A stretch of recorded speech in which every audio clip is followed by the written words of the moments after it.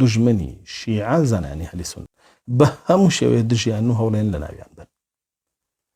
لە هەموو ئێرانە بگەڕێ عالمێکی ئەهلی سونەت و جەماعەت بە حەق نەماوە.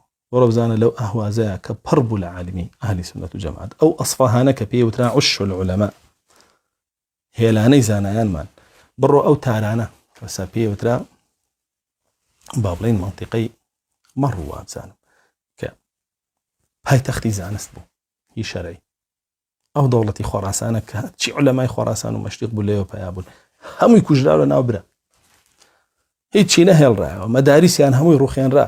ئەمانە دژمنی فوقەهاءن، دژمنی خوتەباءن، دژمنی زانایانن، زانستخوازانن، دژمنی میراتگرانی ڕەسوڵ الله صلی الله علیه وسلم، هەموویان کوشت و لە ناویان برد.